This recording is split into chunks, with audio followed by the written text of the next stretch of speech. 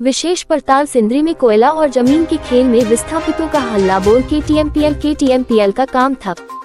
17 मार्च 2026 Sindri fertiliser FCIL की बेशकीमती जमीन और सेल टासरा प्रोजेक्ट के बीच चल रहा शहमात का खेल अब सड़क पर आ गया है। सोमवार को सिंदरी फर्टिलाइजर विस्थापित मोर्चा ने हुंकार भरते हुए आउटसोर्सिंग कंपनी केटीएमपीएल द्वारा बनाई जा रही सड़क का निर्माण कार्य जबरन रोक दिया। विस्थापितों का सीधा आरोप है, जमीन हमारी, लूट तुम्हारी अब नहीं चलेगी। नदी की कोख में अवैध डंपिंग पर्यावरण की बलि। विस्थापित मोर्चा ने स्थानीय और जिला प्रशासन पर गंभीर आरोप लगाते हुए कहा कि भ्रष्टाचार का चढ़ावा अधिकारियों की आंखों पर पट्टी बांध चुका है।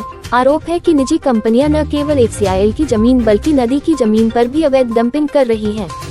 यह न केवल भूमि घोटाला है बल्कि प्राकृतिक संसाधनों के साथ भी खिलवाड़ है। मंत्रालय के आदेश को ठेंगा कोर्ट की अवमानना। विस्थापितों का दावा है कि भारत सरकार के फर्टिलाइजर मंत्रालय के किसी भी ठोस आदेश के बिना ही स्थानीय प्रबंधन सेल को जमीन सौंप रहा है। सबसे बड़ा सवाल रांची हाई कोर्ट में लंबित मामला संख्या WP 25172024 है। जब मामला विचाराधीन है तो आनन फानन में निर्माण और डंपिंग किसके इशारे पर हो रही है?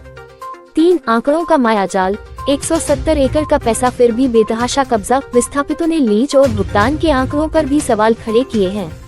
प्रथम चरण 60 एकड़ जमीन वाशरी हेतु 19 रुपए 56 करोड़ का भुगतान। द्वितीय चरण 110 एकड़ का पैसा जमा लेकिन जमीन अब तक चिन्हित नहीं। आरोप, जब तक जमीन की पैमाइश और विस्थापन का मुद्दा हल नहीं होता तब तक गाड़ियों की आवाजाही और सड़क निर्माण अवैध अतिक्रमण की श्रेणी में आता है।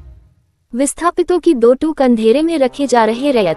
मोर्चा के नेताओं ने चेतावनी दी है कि कुछ लोगों की कथित सहमति और अधिकारियों की मिलीभगत से रैयतों के हक को दबाया नहीं जा सकता। रोहड़ा बांध और डोंगर मौजा के रैयत अब आर पार की लड़ाई के मूड में है। बड़ी चेतावनी, अगर प्रशासन ने जल्द ही निष्पक्ष जांच नहीं की और अवैध डंपिंग नहीं रोकी तो सिंदरी में औद्योगिक क्रांति की जगह जन आंदोलन की आग सुलगेगी।